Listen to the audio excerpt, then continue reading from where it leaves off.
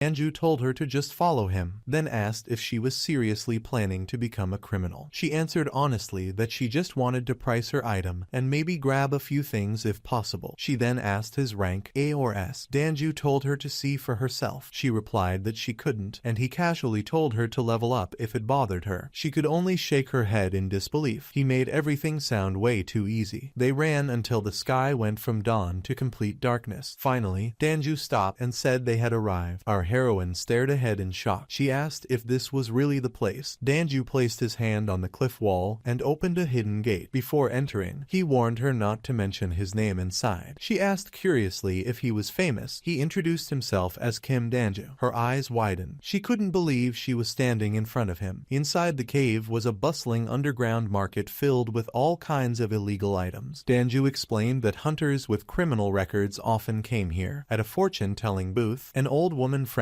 and said she couldn't read anything about our heroine. Her gaze fixed on the ring. She asked where it came from. Our heroine explained that it was a bound item she found in a dungeon. The old woman tried touching it and instantly screamed as sharp pain shot through both of them. She jumped back in shock and admitted she had never seen anything like this before. She couldn't appraise it or price it. As they were about to leave, something caught our heroine's eye. Shadow earrings. They hid the wearer's stats. Her heart raced. If I wear this, even rank S won't know who I am. She turned to the old woman and asked the price. The old woman clicked her tongue and replied coldly, "Too expensive and useless for low-rank people like you." Our heroine smiled because she knew. The old woman stared at the earrings for a moment and asked one last time if she was sure about buying them. Our heroine didn't even hesitate. She nodded immediately and casually asked whether cards were accepted. The old woman blinked in confusion, clearly not expecting that answer. Before she could respond, Danju stepped in and said he would pay for it himself. The moment the shadow earrings were placed in her hands, our heroine's eyes lit up with excitement. She quickly put them on and turned toward Danju with curiosity, asking if he could still see her rank. Danju glanced at her and shook his head. He explained that unless someone was rank A or above, the earrings would hide her stats completely, though they wouldn't work against S rank or higher. Our heroine waved it off confidently, saying she would never meet anyone like that anyway. Danju smiled faintly and warned her not to be so sure. Then he shifted the conversation back to the ring, wondering what kind of item could hide a person's rank so perfectly. Our heroine immediately turned her face away, pretending she didn't know anything, and casually walked toward another stall to avoid the question altogether. Danju froze for a second. She was way too fast. He watched her sit quietly in a corner, deep in thought. Meanwhile, she was internally panicking. Finding another appraiser was risky. If rumors leaked out, things